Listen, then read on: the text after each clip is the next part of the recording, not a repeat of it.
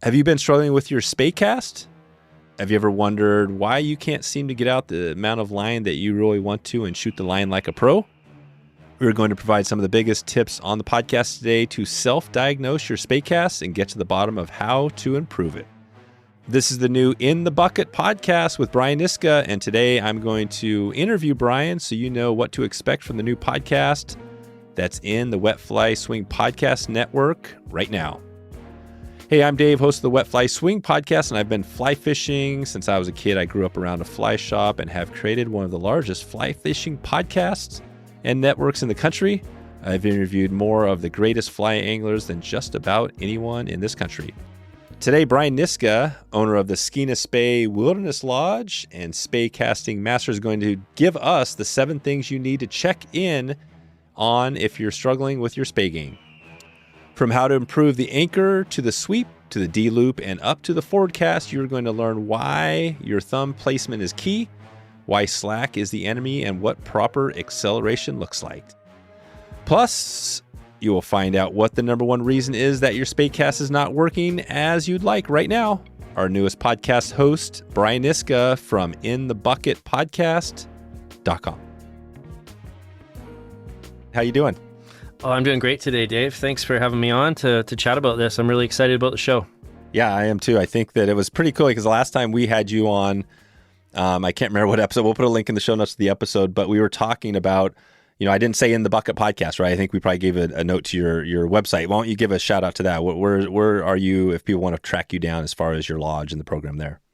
You bet. So there's a couple different ways folks can find me. Probably the easiest is at skeenaspay.com. And of course, this new show, inthebucketpodcast.com. Perfect. Good. Well, we're here today to announce something pretty amazing, which is a new podcast within within the Wet Fly Swing Network. But I think this thing is definitely going to be standing on its own, with what you have going. So we're going to talk about this podcast. It's going to be focused on everything you do up on the Skeena around spay and steelhead and all the different species. And then we'll probably give some folks a few tips on spay today, because I know when we did our trip last year with you, you were back on the back deck giving us the spay lesson there, and that was awesome. So first, let me just right off the top, you're hosting this show. You've been on podcasts before as a guest. What's it like to be a host of a new podcast?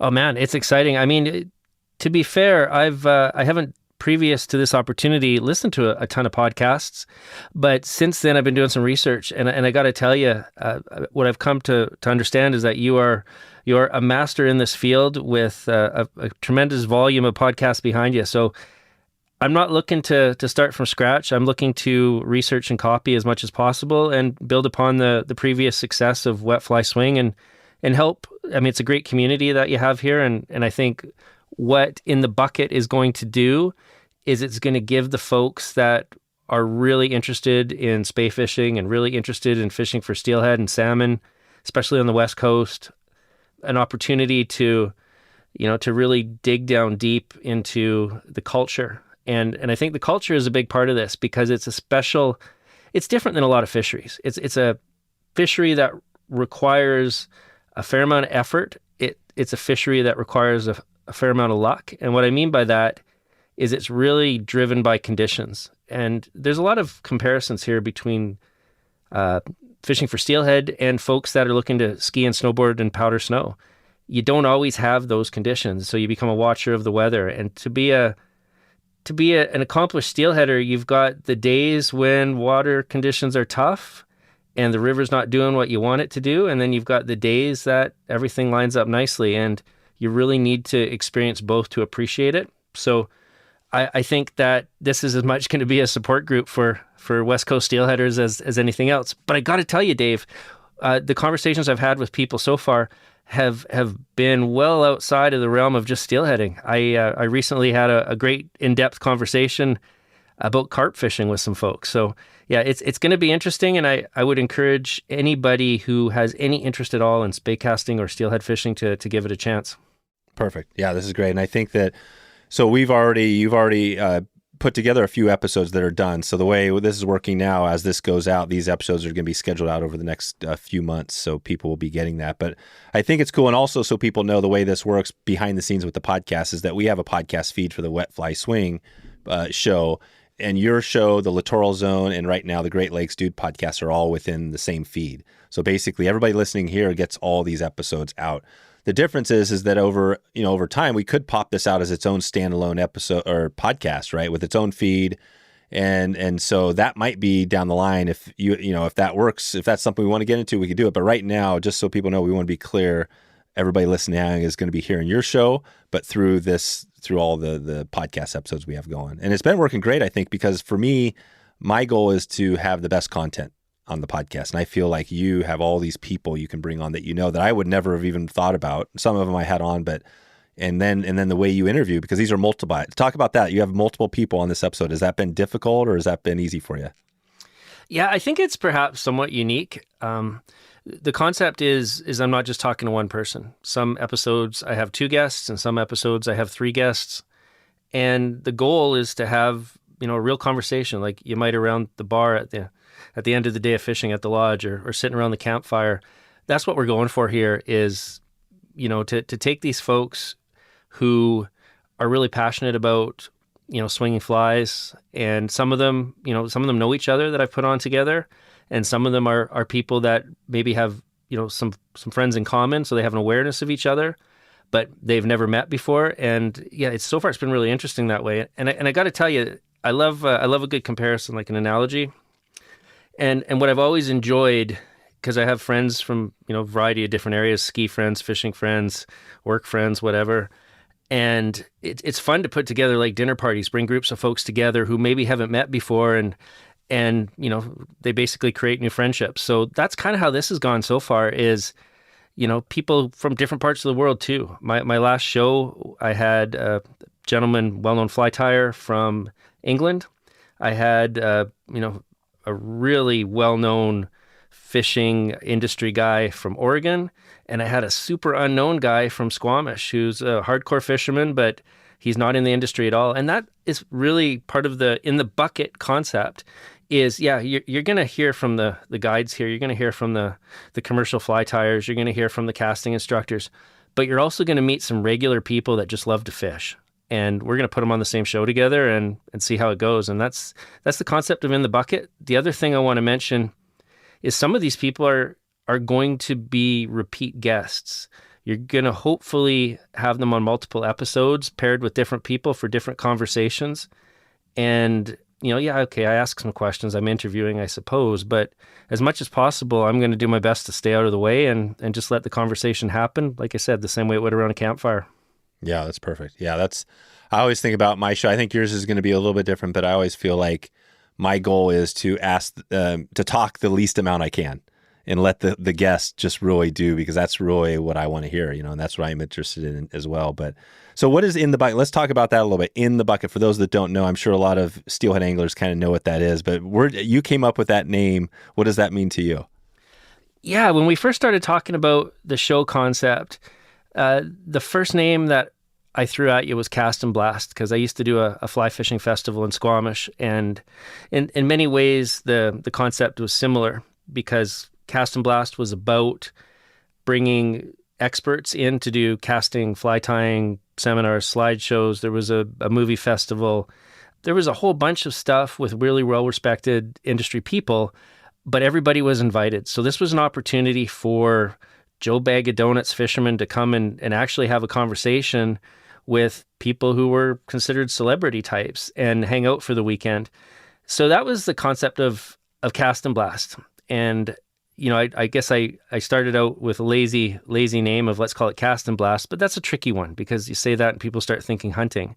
So the second name we came up with was In the Bucket, which I guess if you don't fish might not mean much to you. But if you do fish, you understand exactly what it means if the guide says, hey, walk down there past that tree that's against the bank there and get yourself in the bucket, right? It means you're in the spot where you expect something good's to happen. So that's where the name came from. Yep. Yeah, that's it. I think it's perfect because, and it's not going to be, I think, like we were talking, this isn't going to be just a steelhead, kind of focused thing. Maybe talk about where you are for those. Again, there might be some new listeners here. Talk about where you are on the Skeena, and then also talk about maybe some of the different species and topics you might be talking about on the show. Yeah, so I'm a full-time resident of Terrace, BC right now. We have a lodge called Skeena Spey, and it is right on the main stem Skeena, just upstream from the confluence where the Copper comes into the Skeena. So, the majority of my fishing these days is the main stem Skeena, and that's certainly what we specialize in. The opportunity that the main stem Skeena presents is one of fish quality. We're able to target these fish that are heading to tributaries like the Kispiox, the Babine, the Bulkley, etc. We get first crack at those fish from tidewater, up to our place and a little bit beyond. So this is the fishery that I'm most excited about, and it's what we're doing on a daily basis. The show itself, well, it is very much focused on steelhead, and I think pretty much every guest you're going to meet on in the bucket will be a steelheader.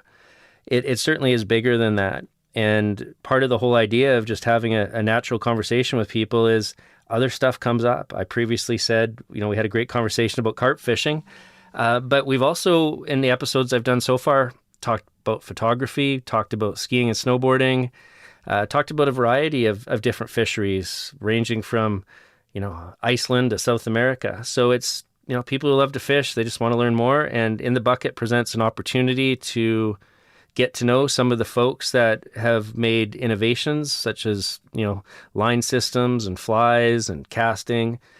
And also at the same time, talk to people who have some pretty interesting fish stories about, fishing places you've always dreamed of fishing. So I think moving forward, what I would love to see happen with my guest selection is really continuing this idea of mixing in the well-known industry experts with the people that are just real passionate anglers and having these conversations, because we all have that in common, that we all love the chance of maybe getting a fish to bite. Yeah, and I love it too, but I think it's adding more value because, and it's you as the host, right? I mean, I could be interviewing these people too, but I think you bring a whole different perspective. I mean, you're the guru. You know this area. Like the first time I know when we did the podcast, I was just looking at the numbers the other day. Like was telling you about that. How long do people listen? That first episode we did, I think it was the first or second one. I think people listened to 110% of it, which means people came back and re-listened to it, to show you. So what you're talking about resonates. And I think that the cool thing is that you're bringing all that knowledge you have of years of spay fishing, and you're asking these other experts these questions, right? So do you find yourself, it sounds like, I've heard the first episode, so I know how great, or the second episode is coming. I know how great it is. So I think you have a natural skill working with people, but is that a challenge for you to have these people on and make sure that you're not leaving anybody else out? You're all working together on this. How does that feel when you're as the host? Great question. To be fair, every person that's appeared on the show so far and will be, I think, pretty much for the first season is someone who I have a friendship with.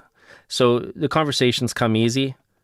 The other thing is a lot of these folks are people that have fished with us at the lodge or fished with me in other places. So we can have, conversations about these fisheries and remember specific days. One of the episodes talks about some fishing in Alaska and kind of this strange set of circumstances that created this opportunity that was maybe a once-in-a-lifetime thing with king salmon fishing. So that's something to look forward to for folks that are listening. Nice. That's an episode with talking to Stu Foxall and Eric Leninger and Scoot Mason. Yeah, good. So this is good. I'm excited about that. So this will be, like we said, we're going to be releasing these out for over a few months, so people will be able to get their hands on that eventually. And I'm excited about that because Chinook is a huge, right? It's you have the Chinook fishing on the Skeena, right? Is one of those species that people are coming up there for. Do you think, as far as species wise, steelhead, I'm guessing, is number one? What are the species that people are fishing on the steelhead or on the Skeena as far as priorities? You bet. So, without getting too deep into politics right now, we haven't had a Chinook fishing opportunity on the Skeena for a few years. Hopefully we do again. Maybe could be this year. We do fish for Chinook on the Kitimat River, which is, fairly close to the lodge. I was fortunate enough to do 13 weeks in Alaska on the Connectoc fishing for Chinook salmon, or kings as Americans would call them. And, certainly fish Chinook salmon in other places like the Dean. If you'd asked me 5 or 6 years ago what my favorite was, I would have told you it was king salmon or Chinook. I absolutely would for a variety of reasons. Since then, I'm going to tell you that I've switched back to steelheading. And I think the reason that I prefer steelhead fishing is it's such a let's call it a I'm trying to do this politely. Let's call it a mental task. The fish don't typically show themselves much. We believe that they're going to be close to us in shallow water. We believe they're going to like the fly that we've put out there. But we're not getting a lot of positive reinforcement on that until a fish actually grabs the fly. So there's a real mental game to that. Chinook fishing, king salmon, is a little different because usually they're there because you see them. They show themselves on the surface more. The challenge with Chinook king fishing is really, you need to be a good caster. And if the wind is up, if you're using big flies, if you're using heavy tips, casting skill really comes into play. So steelhead is a little bit more attainable for people of a wide variety of ability levels, whereas, Chinook fishing, if you can wade a little deeper and throw it a little further and throw heavier stuff, your chances of being lucky go up exponentially. So I think I like that about steelheading. And the other thing I'll say about steelheading is the times of year when we do it. So Chinook fishing typically takes place either on the front side of freshet or more typically on the back side of freshet. So what this means is, for most places, that's going to be like June. So, right in the longest days of the year. Whereas steelhead fishing, for us on the Skeena, it starts in the summer. Sometimes we're fishing in shorts, wet wading. But the time of year that most people associate with steelhead fishing is kind of the last week of August, all of September, sometimes into October. So autumn, it's a beautiful time of year. Aesthetically, the leaves are changing on the trees. There's a crispness in the air, a little bit of fog.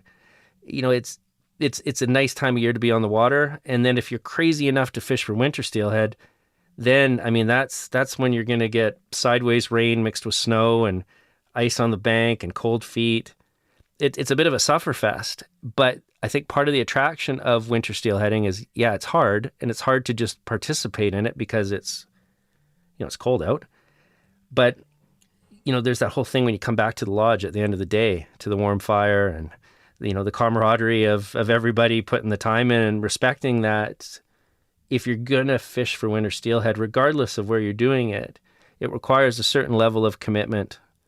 And that level of commitment is once again similar to what you might find in people who are backcountry skiers and snowboarders. And this has been an interesting thing within the bucket so far. And I suppose I knew it going into it, but there's a ton of folks out there who really take their skiing and snowboarding serious, but also take their steelhead fishing serious. And in the bucket so far, we've done a pretty deep dive into, what drives those folks to be, so driven to, to pursue these fish. And what we've learned from that is if you're really serious about winter steelheading, you are going to find as much time as possible to participate. You're not, if you can avoid it, you're not going to be a guy who fishes once every couple of weeks. You're going to be out there every day that you can. So that's, in the bucket, trying to be in the right place at the right time as much as possible. Yeah, and the camaraderie and, the culture, which is obviously evolving. It is good. And I'm just curious, just for my own, because we were up there this last year, had a really cool trip. Your lodge is amazing. The food is unbelievable, right? The cabins, everything's really cool. We fished, we talked about kings, we talked about steelhead, coho. There were some pinks. What about sockeye? Is that a species up there? The others, is that something you guys catch ever up there? Yeah, great question. Sockeye are very plentiful, and some years incredibly so. We don't tend to target sockeye. Sockeye is generally viewed as a harvest fishery. There are some folks that think sockeye won't take a fly, honestly, and they try and line them. This is quite common in Alaska. And if you don't know what lining means, essentially you're getting the fish to bite onto the line and then boom, here comes the hook.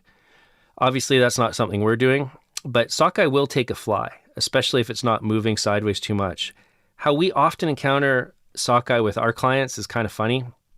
So our guides spend a lot of time trying to improve people's casting skills. It's probably the thing we're most well known for. And so someone might make a cast and then they swing the fly and then the guide has something to say. And so they're having a little conversation about the next cast. And all of a sudden there's a fish on the line. So what we found is that sockeye will take the fly when it's just hanging on the dangle, just sort of sitting there in the current. They swim up and grab it more so than when we're actually swinging it. So it's kind of a funny thing, and it works out good because when you have people who are new to this and they can't cast a long way, sockeye run the bank very close. So that fly that just sort of flopped out there and swung in below them will be attractive to a sockeye. And of course, it's a lovely fish to catch when you do. But from a business standpoint, we focus on steelhead, we focus on coho. And from a personal standpoint, I'm kind of on the same team, fishing for steelhead as much as possible, liking to catch those big northern coho. And when there are opportunities for Chinook, I'm there.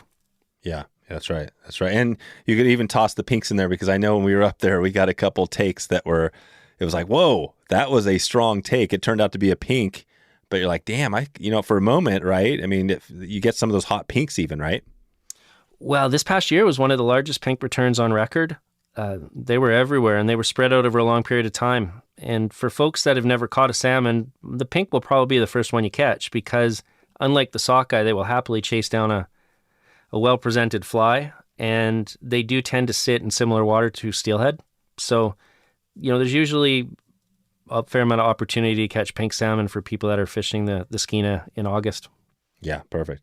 Well, we're going to be up there again this year, so I think we're going to obviously be talking about this, putting this together. We're probably going to be going a similar time, kind of later in August, and it'll be an amazing trip. I think you're already talking to some people that are interested in doing it this year. So we'll be back on that, but I want to keep it on this podcast in the bucket as we go here. Anything else you want to shed light on for people, that just to tell them what they can expect that's coming here? Because I think you've already got a few episodes in the bucket that are kind of in the can, ready to go. But what else, looking ahead, can they expect? Do you know what other guests might be coming on looking ahead? Yeah. As I mentioned, a lot of these guests are guides that I respect and fish with, and I think have a lot to offer the listeners. I could give you a bit of a list, but I think in some ways I'd almost rather keep it a bit of a surprise. Yeah, I think so. That's a good idea. Yeah. Well, let's just tell us the next episode that's coming. The first one. So this is number 1. What would be number 2? Who is on that episode? Yeah. Okay. So the next episode coming up is kind of a neat one. It has a very well-known pro skier named Kai Peterson, another ex-pro skier named Riley LeBeau, and a guy who's a true Whistler legend, Mr. Feet Banks. And Feet, if his name sounds familiar, it's because, he's done some podcasting himself. He's a writer. He's a filmmaker. He's also the editor of Mountain Life magazine. And this group of people fished with us last spring in March, and they made a short little movie. It's about 10 minutes long, about winter steelheading, early season on the Skeena. So the episode itself, we talked quite a bit about the filming of the movie and the trip. We also talked, of course, about skiing. And Kai is he's a real interesting dude, because his father was perhaps one of the best known free skiers in Western Canada. And Kai himself has gone on to great success. He's designed his own skis, he's made movies, and in my view, he's the most stylish free skier out there. And he's built a career quietly around bagging these big descents, and at the same time bringing an element of freestyle to the big mountains, and has fairly recently taken up fishing. And as you can imagine, dove head first all the way in. He's a steelhead bum when he's not on the mountains, so he's on the accelerated learning curve, and just a great guy to be on the water with. So we had a really nice conversation, I think, about the similarities of big mountain skiing and fishing. And, for Kai in particular, the idea of exploration is really important. And I think a lot of people steelheading would share that feeling that, I want to see what's around the next bend. How are you going to know what's out there? They're not the folks that wait for the fishing report to tell them that the fish are in and they should go. They want to be there first. So I think that's a mindset that, if you can pull it off, is a great place to be as a steelheader. Perfect. Well, let's jump into, we tee this up at the start, but a few tips that we're going to give people to take away here on spay. And we keep this broad or go, deep, but you could think about maybe some of the guests you've had on recently, or just talk about, again, you talked about casting struggles. What are a few tips you might give somebody listening to help them with their spay game this year if they're thinking about heading out for steelhead? Yeah, so when it comes to casting, there's obviously a lot of information out there. You can get on YouTube. Most shops these days have lessons. The equipment that's available is really easy to use. No one makes a bad rod. There's great line systems, and obviously making sure your setup's balanced is important. So a lot of folks, what they're looking for, it seems, is the ability to self-diagnose their casting faults. And I think that's important. But it's important also to understand that a lot of times what you see is a product of something. So you're seeing the symptom rather than the actual casting fault. I'll give you a quick example, and I think I probably used this one before. As a casting instructor, we spend a lot of time asking people to slow down. It's very rare for a casting instructor to tell their student to speed up, but usually we tell people to slow down. But you got to understand, why is the person adding speed to the cast at the point that they are? And when we spay cast, our goal is to keep the line tight. If we keep the line tight, we're going to keep load within the rod, which is a way of saying keep the rod bent. We want the rod to stay bent, so the rod does the work for us. To keep the rod loaded, we need the line to stay tight. So slack becomes the enemy. If we allow slack into the cast, that slack is not going to go away. It's going to be there all the way, till we make the forward cast. So if you allow slack into the cast, whether it comes in the D-loop or the turn at the back, that slack is going to cause you to feel a loss of load. And everybody's natural reaction when they feel load leaving the rod is to add speed. So, to punch it. So if we have someone who is, punching it, as you say, or adding power to the cast too soon, it's usually a product of letting slack in. So the simple way to fix it is to go back and find the place where the slack is getting into the cast. Could be in the anchor right away, could be in the sweep, and fix it there. And then they will understand and be better able to be patient with their power application. All fly casting, your power application is progressive. It's an acceleration. And the load is going to leave the rod. The rod's going to start the cast when that acceleration stops, when the rod tip decelerates. So a great tip is to be aware of slack. And if you're struggling, the first stop is to look at your anchor position and say, okay, well, the anchor's in the right spot. We can talk it later at depth with anyone who's interested about proper anchor position, but I'll summarize it very quickly as saying in front of you and a rod length upstream or downstream, depending on which side of your body you're casting on. So is the anchor in the right spot? Yes, the anchor's in the right spot.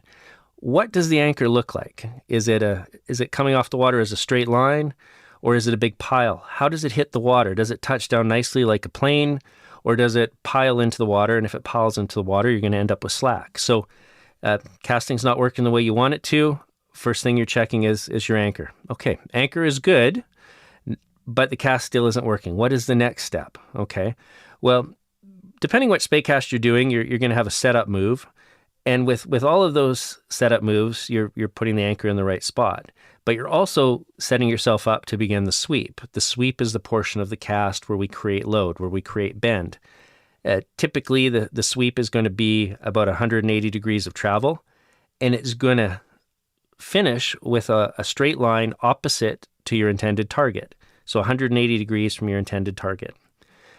If you drop the rod in the sweep, so if the rod tip drops closer to the water, generally speaking, you're going to create some slack. You're going to have some extra line stuck to the water. That's the next thing to look for. And how we're going to do that is we're just going to watch the rod as we sweep. We're going to focus our eyes on the rod tip, or perhaps more specifically on the overhanging running line. So 8 to 10 inches of line outside the rod tip as we sweep. This is going to cause us to turn our body a little bit, which is good. This helps, create rod load. Okay, so that looks pretty good, but we're still not getting the result we want. Okay, so now we're going to look at our D-loop. This is hard to look at the D-loop. But what I want to touch on, and hopefully people remember if they're out on the water after listening to this, is we don't want the line to be falling to the water. You can get away with the rod tip coming out flat at the end of the D, as you enter the D, meaning that it's level, but it's a better place to start by lifting it up a bit. Then you know it's not dropping. So we come around in the sweep, Everything's looking good. We allow the rod tip to rise up a little bit back, 180 degrees from the target. Okay, this all looks good so far. Now the forward cast. And when we're talking about forward cast, we're talking about power application and trajectory, two things. So power application, as I said a few moments ago, it needs to be progressive. It's an acceleration. And if we apply too much power too soon, we're going to know without looking because we're going to hear it. It's going to go whoosh, right? So we want to be a quiet caster as we come forward. The other thing is trajectory. Perhaps Dave, you've heard people talk about, chopping wood.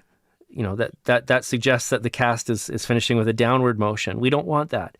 We want the cast, the presentation cast, the forward stroke, to go out on a little bit of an upward angle. We want to, aim for the top of the trees on the other side of the river.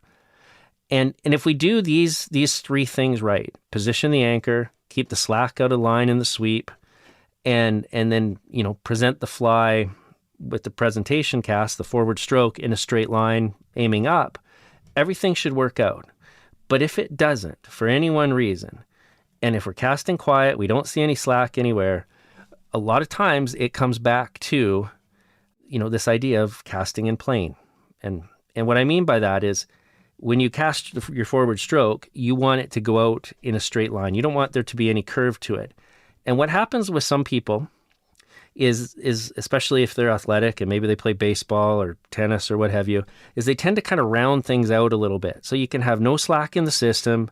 You can have a cast that, isn't making a lot of noise. You feel like your power application is good, but it's still not giving you the result you want. It often has to do with being outside of plane. And here's the real simple thing for folks listening to make sure that you're casting in plane. So when you grip the rod, your spay rod, you're going to, have your hands about shoulder width apart, holding on the rod. Put both your thumbs, thumb from each hand, on top of the rod so they line up together, okay? And when you go into the back cast and you're getting ready to go forward, just have a look and see, are both of your thumbnails facing back 180 degrees opposite your target? And are you able to keep that on the forward stroke? So if you can keep those thumbnails lined up, then you won't have any rotation, and guaranteed the cast is going to work. So once again, just to recap real quick, anchor's in the right spot, keeping slack out of the cast in the sweep and into the D, and lining everything up so that you're casting in plane, meaning you're presenting the fly in a straight line, aiming it up a little bit towards the other side of the river. A lot of information there all at once, but the key thing here is to remember the order. Anchor first, right? If the anchor's not in the right spot, any of the other crap I said isn't going to work for you. So you got to make sure anchor's in the right spot to begin with. Yeah, that's pretty well. I mean, that's right there is a masterclass. So this is good. I mean, this is exactly why I think that your past shows have done so well, because you have a good skill of in audio explaining stuff like casting, right? Fly tying. Those are not easy things to do over a podcast, but that's perfect. We're going to put that in. I'll summarize that for sure and get that in the show notes. Yeah, Brian, I think I'm feeling pretty good about this. Anything else you want to shed light on about the podcast, your lodge, this upcoming 2024? You've got this. I'm pretty excited because this is going to be really awesome to see this thing grow and develop. But anything else we're missing here today? You want to give a shout out? No, I think the big thing for anybody who's going to take the time to listen to In the Bucket, it is to be aware that the people that they're listening to have good information to share, but unfortunately fortunately or unfortunately, they're going to have to listen to the whole episode to get that, because the educational nuggets are going to be sprinkled in with some fish stories and hopefully a laugh or two. And once again, the goal is, as much as possible, to make these conversations as very similar to what you might expect to have around a campfire on the side of the river. Yeah. And I think one of the cool things we do with the podcast in the show notes is we put, typically we'll have a transcript that's in there. So every word that's spoken, so people can listen, and then if they want to, they can go search out and take out those nuggets, if there's something specific. But I think I try to do the same thing, try to get just like today. I mean, these things you just put out here, these, 5 or 6 tips. I mean, those are the nuggets that I think are amazing. So, so cool, Brian. Well, I think we'll leave it there. We'll send everybody out to inthebucketpodcast.com. If they want to listen, and that'll be up and running. And this is going to be a fun year. I appreciate you for doing this. I think that the trip we did was always the start. I always, when we do some of these hosted trips, I always start there, like, how did it go? And I feel like it went pretty well. How do you feel like that trip went on your end? It feels like you've done a lot of those, but overall, how did that first year of us working with you go? Yeah, well, you get a group of people that don't necessarily know each other, and they're sort of on the same program together, which is different than our regular lodge guests. Most of our regular lodge guests book as a group of two. It's a husband and wife, it's a father and son, it's a couple of fishing buddies that always fish together. When you put together a group trip, you get people from all over who don't necessarily know each other. But in this situation, they have yourself in common. And, I think we've talked about this before, but one of the things that's great about Wet Fly Swing Podcast is your interview style. And the folks that have joined us on the trip through the website or through the podcast, they all seem to have a real sense of community and in many ways a relationship with yourself just from listening. So it was a group that, while they were very diverse and didn't necessarily know each other prior, I think they all came together really nice, and hopefully we'll see some of them back again. And I look forward to getting more of the listeners out on the river. Awesome. Yeah. And I think we even had somebody, I'm trying to think now. We had the winner, right, who we're still chatting with. We're doing a giveaway. We'll do this probably again this year as well. So that's the X factor. As we've been doing this, it's been fun because we've done a few of these around the country. And sometimes the winner definitely is like the person who might not have any experience. That person might have just entered into a giveaway. So that's kind of a fun part of it too. But good, Brian. Well, I will leave it there. I appreciate everything you're doing for the podcast, and definitely just excited to see how this thing evolves. Right on, Dave. Well, hey, thank you very much for the opportunity, and hopefully we'll get you back out on the river yourself this year.